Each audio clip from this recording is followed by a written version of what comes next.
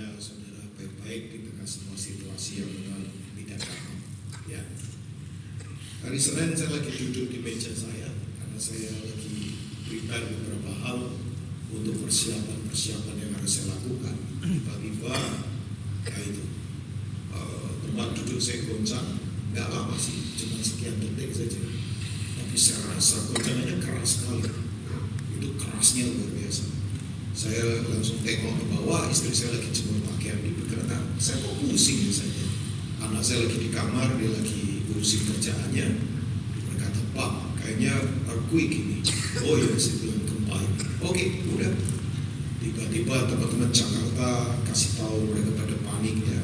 Gedung DPR juga orang lagi sidang kemudian panik. Tapi it's okay. Saya pikir biasa saja.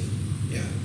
Tapi kemudian saya baru tahu kan, oh itu terjadi di Cianjur, ya itu nggak jauh dari kota Jakarta. Kalau ke puncak nggak pakai tol, maksudnya ya tol Ciawi terus lurus kan sampai Cianjur ya, Bapak Ibu sering ke sana. Dan saya kaget karena menurut data sekarang ini yang meninggal sudah 271 orang dan kemungkinan yang hilang masih ada, ya kan? Kemudian bangunan pada roboh, ribuan bangunan. Bayangkan, yang saya pikirkan begini Bu, dalam hitungan detik, coba bayangkan, ya kita makanya kalau sombong ya kebangkatan ya, dalam hitungan detik, ya saya beli berita hari ketekin, cuma dalam hitungan detik, orang bisa tiba-tiba nyawa hilang, rumah roboh, keluarga hilang, pekerjaan hilang, kesehatan hilang, karena ada beberapa patah tangan, kemudian patah, kemudian kepala terbentur apa dan sebagainya. Ya, kita mesti berdoa benar-benar buat Cianjur ke bangsa kita. Ya, tim kita beberapa sudah turun. Saya kemarin juga udah koordinasi karena ini memang perlu cepat untuk bergerak. Ya, di sana ada sekolah Alkitab juga, itu Om Yoyo, ya almarhum Pak Wendatu, C. Wendatu, KPDI di sana ya. Kalau Bapak Ibu pernah tahu, ya saya nggak tahu kondisi sekolah Alkitab, tapi kemarin saya sudah dikirimin beberapa video karena saya bilang cepat bergerak ini, udah mesti cepat menolong dengan cara yang cepat bergerak ya. Ini calling yang harus kita lakukan. Oke, nah saya tidak akan sampaikan soal itu Bapak Ibu, tapi memang betul ke depan ini Bapak Ibu ya, bersiaplah ya. Saya tadi di doa sudah berkata, semua orang yang punya well organized ya, coba atur semuanya dengan baik, pasti saudara akan kebingungan ya, karena susah lagi diprediksi semua hal. Ya, bukan kita nggak boleh pakai logika kita, tapi kalau saya katakan semua kadang-kadang di luar logika manusia.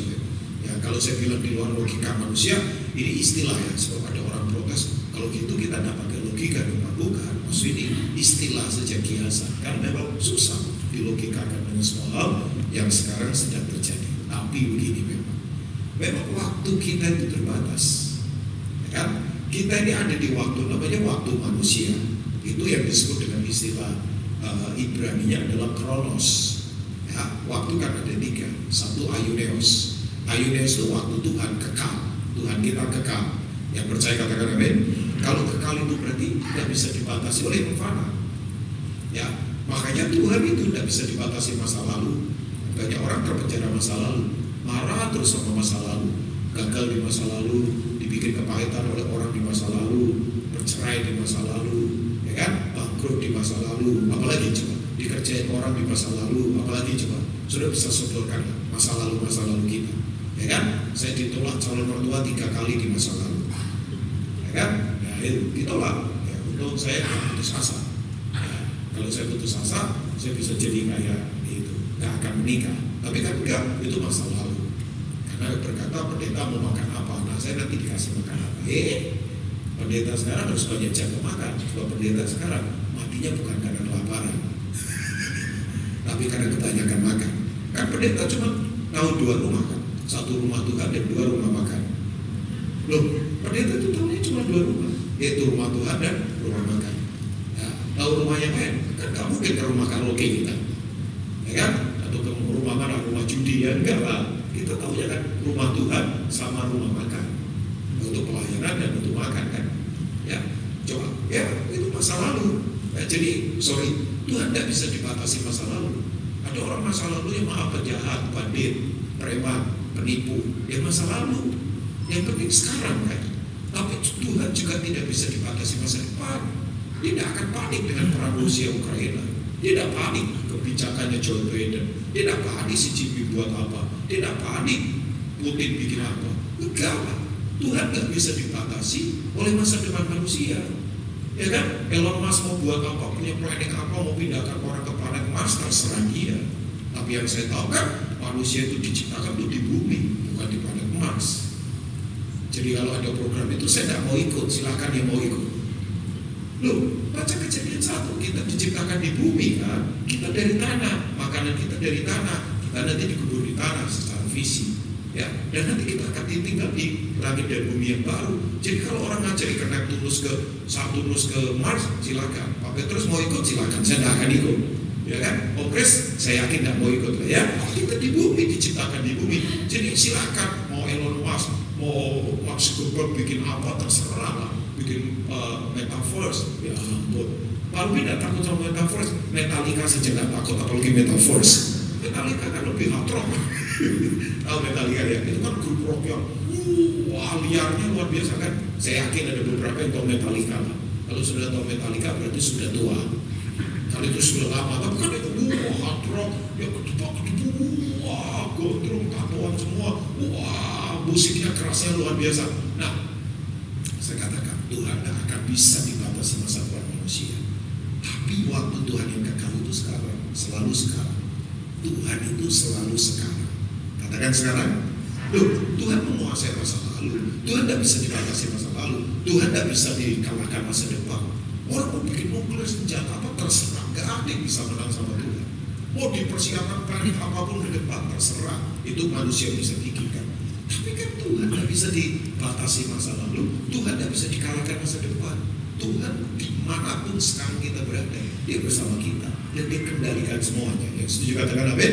Makanya pertanyaan saya, kita takutkan apa? Cuma memang masalah kita ini terbatas. Ya kan? Akibat dosa kita ada di waktu yang terbatas. Tapi tak usah takut kan, di keterbatasan kita. Kalau kita melekat pada Tuhan, ya itu luar biasa. Ya. Nah, saya hari ini ingin mengajak pada satu kata yang saya cukup concern sekali dari tadi ya. Saya coba lagi mau bicara apa Tuhan? Oh, persiapan banyak. Mungkin saya punya materi ratusan kali ya. Di catatan saya belum di buku manual. Itu buku kira-kira mungkin yang saya catat kira-kira buku catatan renungan saya itu kira-kira ada 15 buku tadi. Ini mau nambah lagi ya. Sampai anak istri saya bilang, Papa nulis lah Pak, bikin buku lah Pak. Ya, Tuhan belum gerakan. Udah lama banget saya dinubuatkan banyak orang, kamu akan menulis. Sampai sekarang saya belum menulis. Ya karena rasa Tuhan belum suruh saya menulis ya. Mungkin nanti sama ya, saya akan menulis. Tapi nggak tahu kapan itu ya. Tapi kembali, Tuhan tadi taruh di hati saya tentang begini. Bapak Ibu tahu kan, orang kalau mau melekat dan kuat dalam kehidupan, itu kuncinya adalah begini. Selalu ada di waktu yang tepat, ada di tempat yang tepat, berjumpa dengan orang tepat, ngomongnya tepat, strateginya tepat, keputusannya tepat, hasilnya tepat. Nah itu paling luar biasa. Dan itu semua bukan manusia yang bisa bikin, tapi Tuhan. Kita itu bisa dibawa ke waktu yang tepat, ada di tempat yang tepat, ketemunya orang-orang tepat. Saudara kalau ketemu orang-orang yang tidak tepat, licik lah, membohong, ngeri. Oh iya, kita bisa tekor, kita bisa dikerjain. Makanya kalau kita tidak ada di waktu yang tepat, di tempat yang tepat, berjumpa dengan orang tepat, ngomongnya tepat, strateginya tepat, keputusannya tepat, hasilnya tepat, waduh susah. Dan semua itu yang tadi saya katakan, Tuhan yang pegang kendali, karena Dia tidak terbatas. Nah, ada seorang raja yang kaya raya, saya yakin Bapak Ibu masih tetap, namanya adalah Salomo. Salomo itu pembangun the first temple, bait Allah pertama. Itu kira-kira total biaya membangun bait Allah pertama itu kira-kira kalau kurs sekarang itu hampir kira-kira 1.700 triliun rupiah kalau sekarang. Ya, kenapa kok mahal begitu? Ya emas semua baik. Semuanya dilapisin emas baik. Oh ya, mesbah emas, temboknya dilapisin emas, semuanya emas. Dan yang datang emas semua kan. Ya kan maksudnya imam kan laki-laki semua. Coba Itu orang ini menurut saya luar biasa. Orang ini kaya raya, baru dia membangun bait Allah. Berarti kekayaannya dia saya nggak tahu berapa. Untuk membangun bait Allah 1.700 triliun. Dan orang ini pintar banget. Seminar motivasi yang paling sukses pertama kali penyelenggara bukan Tung Desem, bukan kemudian siapa tadi Anthony Robbins, bukan Mary siapa itu, Mariana ya, kalau nggak salah yang sekarang lagi terkenal, bukan kemudian siapalah, banyaklah motivator hebat. Tapi selalu itu orang seluruh dunia datang untuk mendengarkan semua kesuksesnya dia, termasuk Ratu Syed. Ya, kalau Bapak Ibu lihat, istri paling banyak, ya Salomo 300 resmi, 700 gundik. Itu mau cari yang model apa saja ada. Ya kan, ada yang hitam, ada yang putih, separuh hitam, separuh putih, ada yang lurus, ada yang keriting, separuh lurus, separuh keriting, ada juga. Coba. Itu kalau dia besok ketemu yang pertama, nanti ketemu lagi yang pertama ini butuh 3 tahun lebih baru ketemu lagi. Coba. Tapi dia berkata begini, semua nggak ada artinya. Makanya dia bilang di Khotbah 9 ayat yang ke-11. Coba kita lihat. Dari ayat ini sampai mungkin ayat 12. Saya tadi sudah bilang ya, kita jangan bercanda dengan kehidupan dan jangan sombong, tapi juga jangan putus asa. Ada yang pernah gagal apa-apa. Ya biasa, orang sekarang gampang kepahitan ya. Saya ketemu orang ngomong gini, gue gak mau pelayanan lagi. Banyak pelayan Tuhan pada jatuh. Loh, orang lain yang salah kok Tuhan yang disalahkan? Siapa kamu? Oh, saya kalau ngomong kecewa sama orang, ya dijanjikan gak ditepati, ya kan? Orang tikung saya kiri kanan, ya gak apa-apa, saya gak mau kecewa sama Tuhan. Yang ada begini, orang lain bikin kecewa, kita marahnya sama Tuhan. Ya janganlah, Tuhan gak pernah merencanakan yang buruk buat kita, men. Ya dong, kadang-kadang begini, udahlah orang lain buat, ya kita jangan marah sama Tuhan. Kadang-kadang yang lucu lagi, kita buat sendiri gagal, kita marahin Tuhan. Janganlah, Tuhan tetap berdaulat, Tuhan tetap baik, Tuhan kasih setianya tidak pernah berkesudahan sampai kapanpun. Loh, kalau saya nyalain keadaan diri saya, ya saya tidak akan berdiri di Betani Manyar ini. Bapak saya tengkrap, saudara saya tidak ada yang bantu saya. Misalnya, kalau saya salahin, orang lain tuding saya, tidak nolong saya malah gosipin, ya banyak untuk punya alasan gitu. Tapi saya nggak mau di situ lah. Hidup kan pilihan, Bapak Ibu. Makanya dituntun roh Tuhan atau tidak itu pilihan kita. Pilih itu, Bapak Ibu. Ya kan? So ini kalau kita tidak memilih hidup melekat sama Tuhan, nanti kondisi yang memilihkan buat kita. Nanti keadaannya desak kita untuk memilih. Saya nggak mau. Masa keadaan krisis mendesak saya untuk memilih saya merusak? Enggak lah. Saya tetap akan pilih Tuhan. Mau krisis, mau tidak ada urusan. Sudah tidak usah takut. Kalau dunia krisis, dunia goncang, tidak usah takut. Mau Alkitab bisa katakan langit dan bumi pasti lenyap. Takutlah kalau sampai Tuhan goncang. Takutlah sampai Tuhan krisis. Tapi sepanjang saya jadi Kristen, Tuhan tidak pernah goncang, Tuhan tidak pernah krisis, Tuhan tidak pernah janjinya tidak ditepati.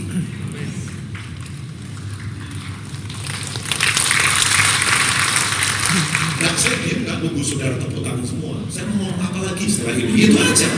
Jadi bukan saya diam nunggu saudara tepuk tangan. Ya, saudara tepuk tangan atau tidak, nggak ada urusan buat saya. Saya tetap semangat khotbah. Loh, kalau ngikutin perasaan, saya nggak semangat. Loh, diem semua begini. Ya kan? Nggak ada. Kayaknya nggak semangat saudara dengerin. Ya, kalau saya ngikutin perasaan, ya kan saya nggak mau ngikutin perasaan, masa ngikutin perasaan.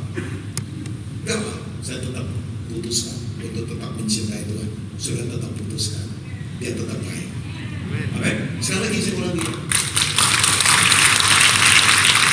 Tidak jangan tepuk tangan terus nanti saya khotbahnya kapan Bapak Ibu ya. Maksud saya begini, udah mau dunia goncang mau dunia krisis, gak usah takut. Takutlah kalau sampai Tuhan itu krisis. Dan Tuhan itu tidak pernah panik dengan semua yang terjadi. Tuhan tidak pernah panik dengan semua hal yang terjadi. Oh perang Ukraina Tuhan panik, deg-degan sampai jatuh, deg-degan dulu, mesin periksa dokter jatuh, tensinya naik, kemudian keringetan netes-netes. Tuhan tidak pernah begitu. Tuhan tidak pernah panik dengan semua yang terjadi. Oh semua dikendalikan Dia kok. Amin. Makanya sinkronis dengan Tuhan, selaras dengan Tuhan. Tapi jangan jadikan kedekatan dengan Tuhan itu hanya untuk melegitimasi bahwa Tuhan menyetujui yang kita inginkan. Itu jangan. Saya tidak mau jadikan doa, saya tidak mau jadikan ibadah itu sebagai sebuah kesempatan untuk saya melegitimasi, maksudnya minta legitimasi Tuhan untuk Tuhan menyetujui yang saya inginkan. Jangan. Doa puasa begini adalah hubungan di mana Tuhan, kehendakmu apa sih? Ya, kita kalau ada pada pemikiran begini, Bapak Ibu dewasa, orang itu kalau dewasa begini, hal yang tak terduga terjadi, dia tidak akan marah. Yang tadi saya katakan, kan lucu. Ada orang yang ngecewain kita, kita marahnya sama Tuhan, kan rugi sendiri kita.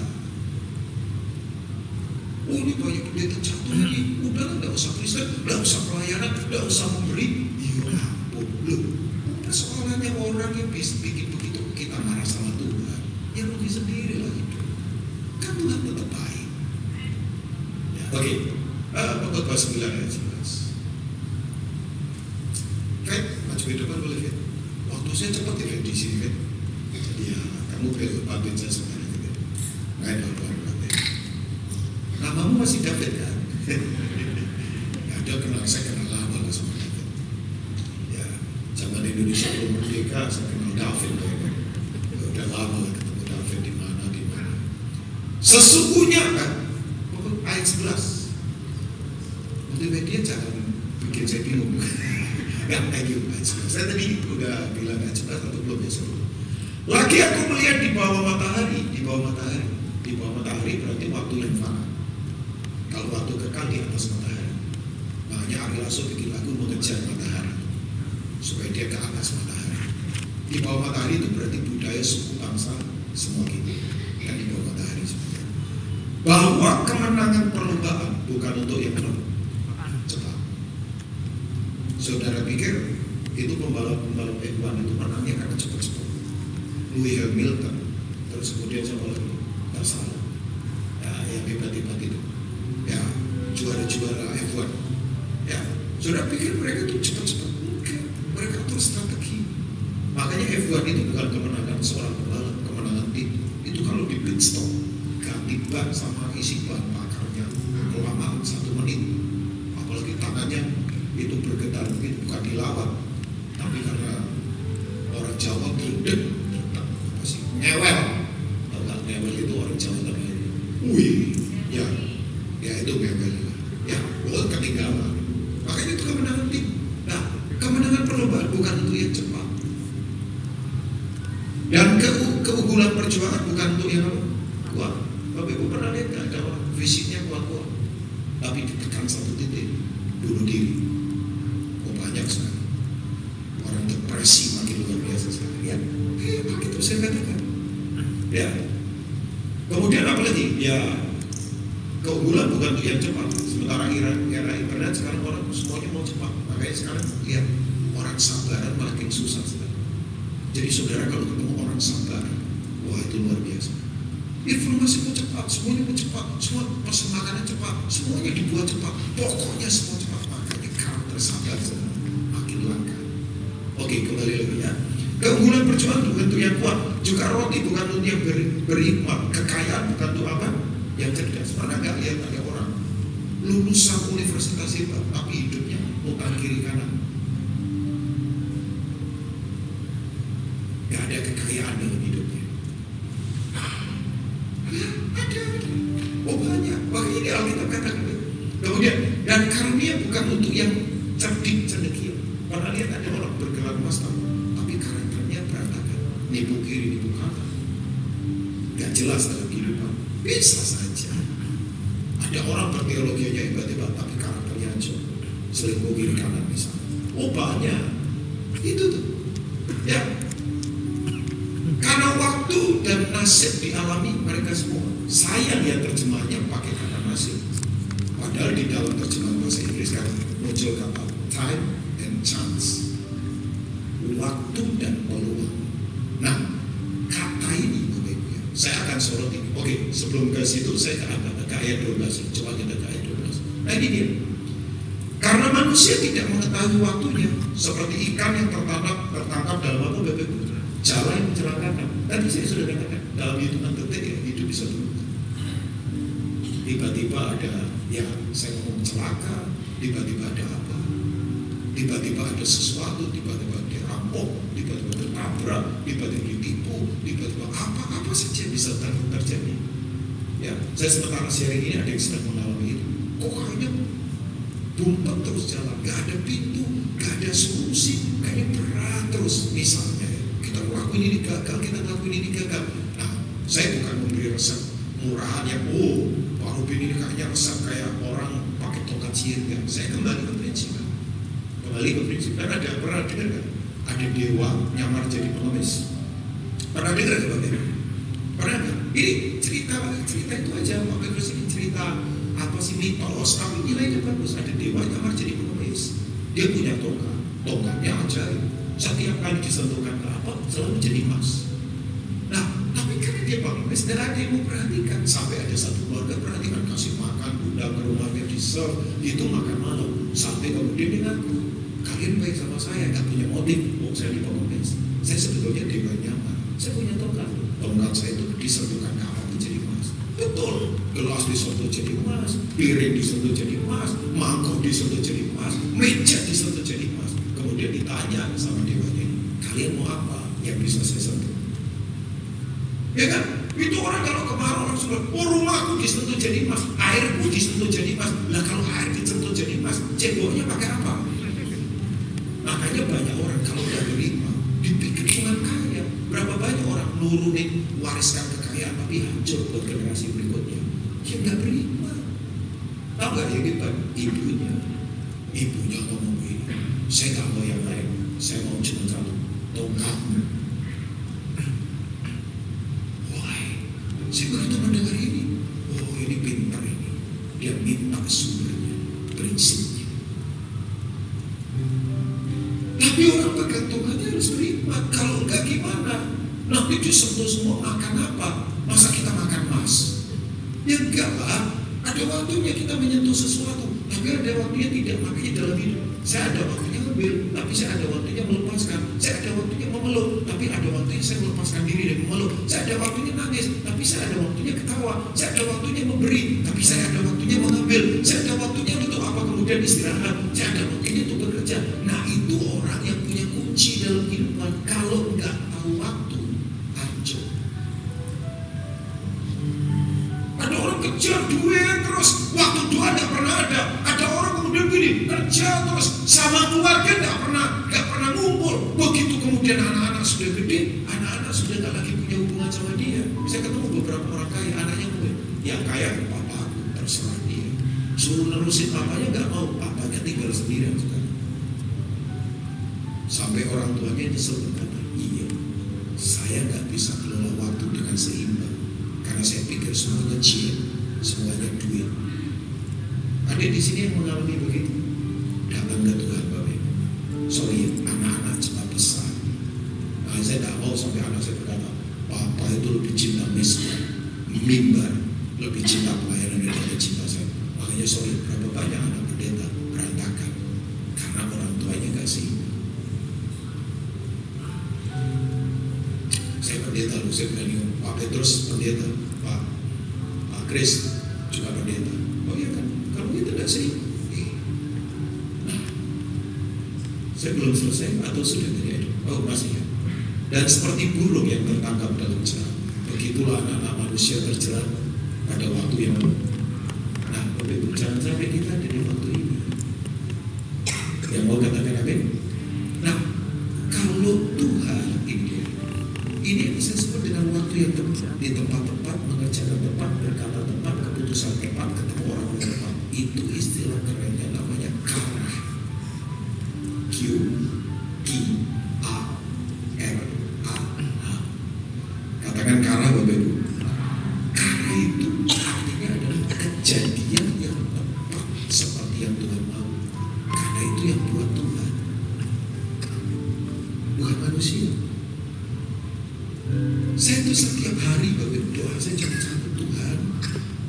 Doa banyak, maksudnya poin saya dalam ini, saya selalu tutup ini, Tuhan hari ini biar saya itu selalu ada di waktu yang tepat, ketemunya orang-orang tepat, kemudian cara ngomong saya tepat, strateginya tepat, keputusan saya tepat, hasilnya tepat, dan itu biar memuliakan nama Tuhan.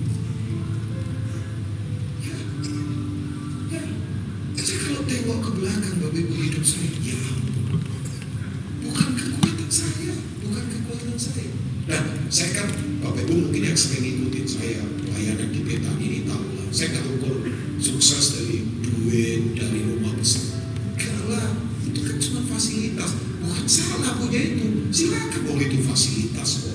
Makanya saya nggak suka beda-bedakan orang, oh ini hebat, oh ini enggak, karena cuma mobilnya bagus, semua enggak lah. Itu namanya nanti saya sama jadi begini, menilai orang dari hal begituan, kan dosa pendeta menilai orang dari begituan. Kan semua orang berharga di hadapan Tuhan. Yang setuju katakan amin. Siapa tahu orang yang saya layani walaupun sekarang hancur akan jadi orang-orang yang luar biasa. Makanya berapa banyak orang suka membuang orang karena yang berpikir ke depan. Saya melayani di Jogja 8 tahun lebih, dan yang saya layani gak jelas semua. Tapi tahun sekarang orang-orang ini jelas. Oh iya, satu anak bayangkan terikat narkoba parah, kita layani, kita doakan, bayangkan mutlak darah berapa ember, enggak lah, nggak sampai ember lagi mati nanti. Maksud ini bahasa kiasan saya. Oh iya, orang tuanya udah berkata, udah buang saja anak saya beberapa. Saya bilang jangan kau. Tahu nggak sekarang karena ini dekat dengan saya.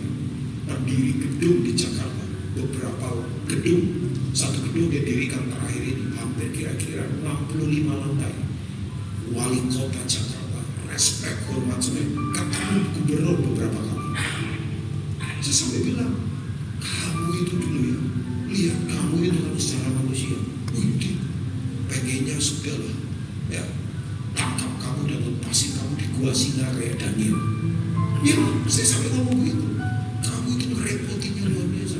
Tapi betul, dia ngomong sama saya, Kak Ruben, dia panggil saya kakak.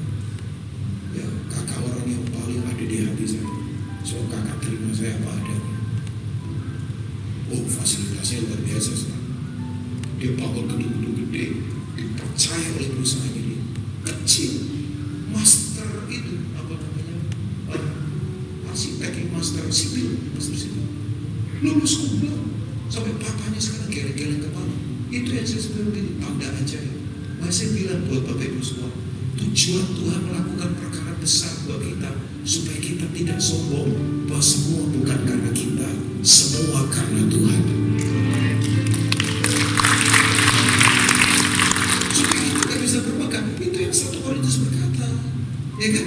Bahwa orang yang menurut dunia bodoh dipakai Tuhan untuk mempermalukan, menurut dunia yang apa? Pintar, menurut dunia lemah, dipilih Tuhan untuk mempermalukan semua yang menganggap dirinya kuat di dunia. Supaya setiap orang tidak bisa berkata semua karena saya, tapi semua karena Tuhan yang mengerjakannya. Amin, boleh itu. Makanya kalau kita ada di waktu yang tepat, tempat yang tepat, bicara tepat, strategi tepat, keputusan tepat, ketemu orang tepat, hasilnya tepat. Oke, Pak Ruben dari tadi ada contoh. Oke, Kejadian 24 ayat yang ke-12. Abraham kaya raya sekali. Anak perjanjiannya satu, namanya Ishak.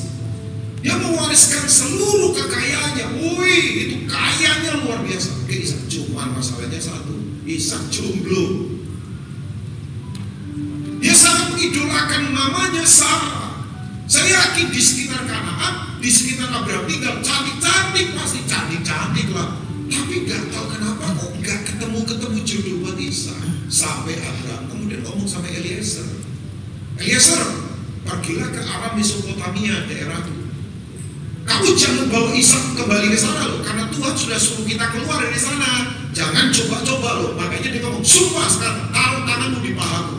Itu kalau orang sampai suruh taruh tangan di paha, itu resikonya kalau melanggar mati asli.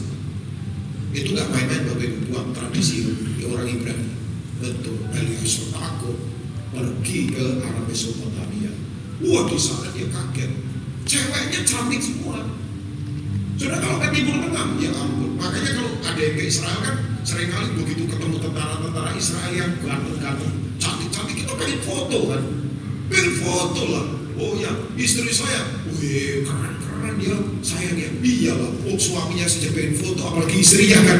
Coba, istri saya kan, keren-keren, ganteng-ganteng. Tapi saya bilang, tetap suamimu, saya loh. Kan? Nah, jadi dia bilang, istrimu, saya loh tetap ya. Jadi kita saling mengingatkan, ganteng-ganteng, cantik-cantik gitu, maju-maju, putih-putih, udah gitu senjatanya keren-keren kan.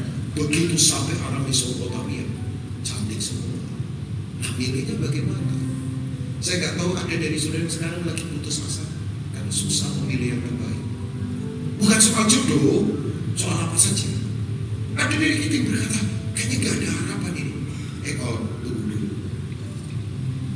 Saya beritahu ya, kalau kita selalu ada di waktu Tuhan, memang beda. Nah, saya nanti akan tutup. Bapak Ibu mau tetap ada di waktu yang tepat, tempat yang tepat, bicara dengan orang tepat, melakukan yang tepat, keputusan tepat, strategi tepat, ketemu orang-orang tepat. Saya akan beritahu prinsipnya apa seperti itu. Minta tongkatnya, jangan hasilnya. Kalau pegang tongkat, tapi beriman, jangan apa-apa disentuh.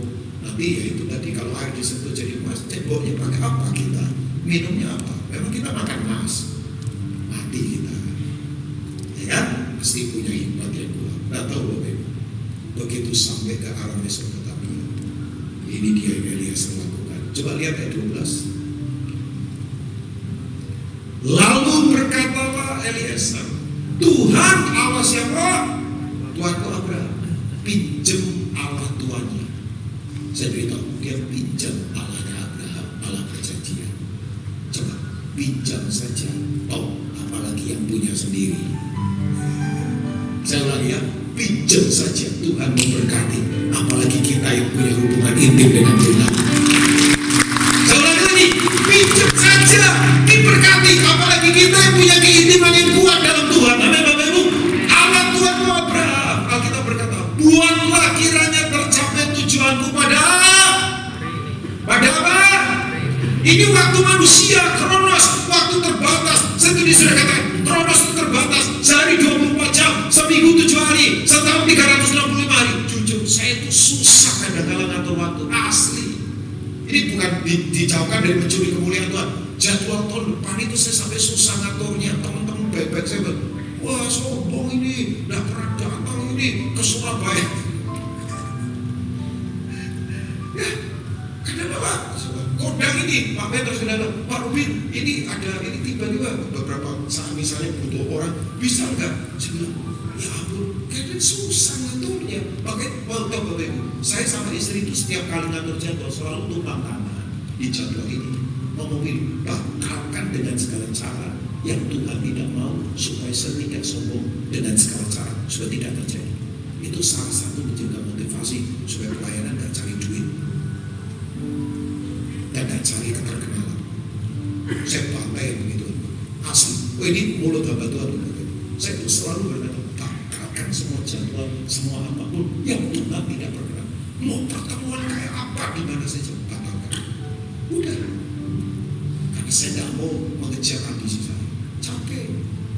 Saudara, kalau orang itu tidak di waktu Tuhan, selalu berupaya dengan kekuatan. Makanya apa? Terburu-buru, capek, kehilangan damai sejahtera, mudah marah-marah. Sekarang ini kalau saudara sudah boleh terburu-buru, marah-marah, tergesa-gesa, sudah tidak rileks, kehilangan damai. Please, banyaklah berdoa. Itu bukan dari Tuhan. Asli. Termasuk di pelayanan, para pelayan di sini juga saya ingatkan, para pemusik, para pemuji, yang ingatkan saja sebagai saudara. Pak Petrus juga, tolong ingatkan saya. Kalau itu, ngapain kita pelayanan? Itu udah upaya kita. Makanya kalau udah upaya kita, urapan gak mengalir. Makanya banyak upaya manusia kan. Orang sekarang pakai upaya acara-acara hebat-hebat, bikin apa hebat-hebat, artis hebat. Bukan salah undang artis, tapi saya beritahu, kalau kita sampai capek, pelayan sampai pada ribut, ya pakai kekuatan apa? Loh, gereja itu dibangun dengan kekuatan roh Tuhan kan? Amin. Tahu gak bukunya Serangan Badai Billy Graham tahun 98? Baca buku itu.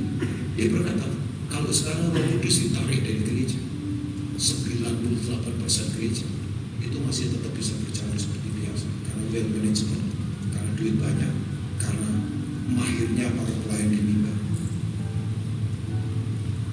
Itu saya begitu baca sepotong kalimat itu, kemudian saya duduk, saya pukul kepala saya, tapi gak kenceng-kenceng, banget pusing. Saya berkata, iya ya, kita pelayanan pakai apa? Bisa saja karena memang karunia karisma orang.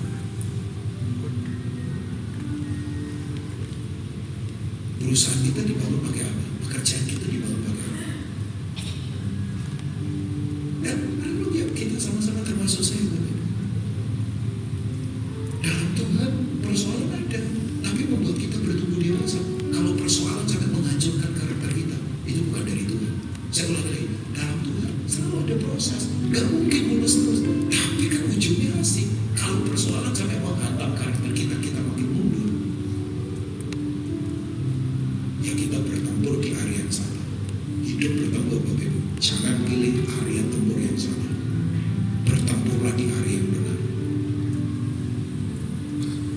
Saya tidak mau memilih bertempur di hari yang salah. Capek, asli capek. Bertempurlah di hari yang benar. Bertempurlah buat misi, bertempurlah buat jiwa-jiwa, bertempurlah buat membangun orang lain, bertempurlah untuk bagaimana memberkati bangsa dengan kontribusi kita sesederhana apapun. Di situ kita bertempur. Jangan bertempur karena ribut. Misalnya apa sama sahabat-sahabat sampai hancur-hancuran. Jangan. Please, ini hati Tuhan buat kita semua termasuk saya. Oke, saya belum selesai ayat 12. Tunjukkanlah kasih setiamu kepada Tuhanku Abraham. Tahu kan? Begitu dia berkata itu, Bapak Ibu, karena dia menyerah. Katakan menyerah. Tiba-tiba ayat berikutnya nanti Bapak Ibu baca. Dia cuma ngomongin ini nanti ya ada perempuan timbakan air buat unta-unta dan buat kita tim. Nah itu judulnya Isa. Benar. Ribka datang cantik, tapi kan jangan menikahnya karena cantik. Inner beauty yang penting, karakter. Yang jomblo-jomblo, ini nasihat buat Bapak Ibu ya. Ini Pak Petrus sudah gak boleh, saya sudah gak boleh, udah lewat kita, udah kadang luangsa kita ya, udah gak boleh. Tapi yang jomblo-jomblo, pilihlah menikah karena karakter, bukan sekedar cantik dan penampilan di luar. Cantik boleh lah, tapi kalau karakternya kayak raksasa monster buat apa? Bapak Ibu tahu, Ribka itu nimba dan semua itu tahu. Itu unta jumlahnya puluhan. Bapak pernah tahu gak unta kalau minum berapa? Puluhan liter satu unta. Itu Ribka itu langsung ngejim dada itu fitness dada kayak gitu. Coba kayak gitu. Itu orang berarti kita latih biasa kerja keras. Untanya minum banyak baru unta. Makanya kita kalau lihat teman kita minum banyak kan kita bilang kayak unta kamu. Memang betul. Bapak kita belum orangnya langsung lihat sendiri. Di only one. Ini dia. Ini betul sukses.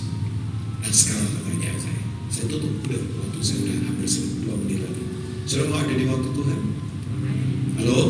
Yang pertama tolong ini hari ini kalau saudara dengar Tuhan bicara lewat perenungan tadi pagi, gak harus lewat saya. Nanti dipikir cuma dupin kok.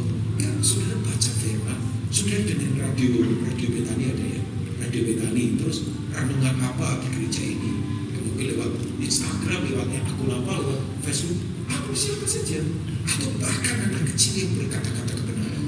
Tolong pesan saya buat kita semua termasuk saya, jangan keras hati, jangan keras hati, lembut saudara. Saya tuh belajar tadi, saya suka Pak Chris berkata begini sama saya. Pak Chris, kita ngobrol dulu gitu di launching. Pak Chris berkata, hidup itu memang harus bersiap terus. Saya patuh di hati saya itu kalau hidup seolah ini hari terakhir buat saya. Tapi kalau saya punya mimpi, saya seperti akan hidup 100 tahun lagi. Banyak visio, yang baik, yang luka, tanggalkan saja. Itu menghalangi Tuhan bekerja. Jangan sombong dengan kebanggaan kita di masa lalu. Udah. Ada orang berkata dulu kita kaya raya, dulu kita udah. Gara-gara itu tuh kita jadi udah. Percaya gak ada hal baru dari Tuhan yang akan Tuhan kerjakan. Saya tidak punya waktu untuk sampaikan ini, tapi nanti di doa malam saya ingin berkata tentang new experience. Kalau Tuhan berkenan, ada hal baru, pengalaman baru yang akan Tuhan bukakan. Itu jadi saya pasal 22. Kira ini ke depan gelap, tapi nggak usah takut. Hanya yang punya terang yang akan tetap bisa berjalan. Jadi yang pertama, jangan keras hati. Katakan jangan keras hati. Tanah itu kalau keras ditabur apa saja susah bertumbuh. Tapi yang kedua, mata rohani itu harus dilumasi terus dengan urapan Tuhan. Oke, ayat terakhir dan setelah ini kisah selesai. Udah, ini ayat terakhir. Lukas 19 ayat 41 sampai 44. Yesus tuh menangis selalu untuk jiwa-jiwa. Satu kali dia masuk ke Yerusalem. Orang Yerusalem itu punya pengharapan mesianik, yaitu pembebas untuk membebaskan orang Israel. Cuman konsepnya mereka dipikir pembebasan lahiriah, walaupun penting, tapi kan yang penting pembebasan yang ada di dalam. Yang sedih ini, Mesias ini lewat di depan mereka. Mereka nggak tahu itu Tuhan. Ngeri ya Bapak. Ada orang bisa ibadah di sama, nyanyi lagu yang sama, dengan khotbah yang sama. Tapi kenapa ada yang dilawat, sementara banyak yang cuma dilewat? Yairus dan perempuan yang sakit berdarah 12 tahun ada di kerumunan ratusan orang, ketemu di jalanan. Kenapa hanya 2 orang ini yang dilawat Tuhan, sementara ratusan yang teriak-teriak Hosana bagi anak Daud, tak mengalami apa-apa? Yaitu soal hati. Kita ada di ibadah yang sama, nyanyi lagu yang sama, dengar khotbah yang sama, tepuk tangan pada lagu yang sama, menari di tempo yang sama, mainkan musik pada lagu yang sama, nyanyi di lagu yang sama. Tapi kenapa hanya sedikit orang yang dilawat, sementara lebih banyak orang yang tidak dilawat Tuhan? Sekali lagi soal mata batin, bisa melihat dia kan? Makanya betul ya, yang menghalangi kita tolong singkirkan kenajisan. Ada yang mata kita pakai untuk yang najis-najis, nah itu susah alami Tuhan. Ada mata yang selalu melihat yang negatif terus, pokoknya ketemu orang benci aja, ketemu orang merasain terus, ketemu orang tuh gak ada yang baik.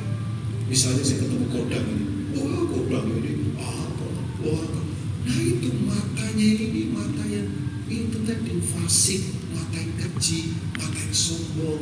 Ada banyak orang kan dari pandangan matanya aja ketahuan kalau dia sombong, selalu ngeremehin orang, gak pernah punya mata yang lembut. Main mata ini harus dilumasi. Di kitab Wahyu kata, belilah minyak supaya mata kita ini dilumasi, melihat dengan sudut pandang Tuhan. Orang terintimidasi kenapa? Karena melihat COVID lebih besar dari Tuhan, karena melihat kanker lebih besar dari Tuhan, karena melihat kebutuhan lebih besar dari Tuhan. Padahal saya beritahu, Tuhan lebih besar daripada langit dan bumi. Tuhan lebih besar daripada apapun. Tuhan lebih besar dari persoalan. Tuhan lebih besar dari kebutuhan. Tuhan lebih besar dari tantangan. Tuhan lebih besar dari pemerintahan dunia. Tuhan lebih besar dari krisis ekonomi. Tuhan lebih besar daripada semua apapun. Pernah lihat gak ada orang kalau ketemu yang besar-besar, wah, karena dia tidak pernah lihat Tuhan. Oke, ayat 44 aja langsung. Ya, itu Yesus menangis. Thank you ya.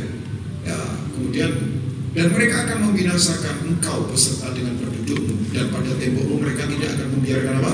Satu batu pun tinggal terletak di atas batu yang lain. Ini berarti gak lagi punya pertahanan. Betul, tahun 70 Titus hancurkan Yerusalem, bait Allah yang kedua di zaman Israel hilang. Mereka sekarang berharap untuk bangun yang ketiga. Bersiaplah, berarti Tuhan segera datang ya. Yang lain, karena engkau tidak mengetahui saat. Katakan saat. Katakan saat. Itulah mata. Bila mana Allah apa Bapak Ibu? Masalahnya di mana? Matanya tidak bisa melihat. Sekarang pertanyaan saya, mata kita bisa melihat firman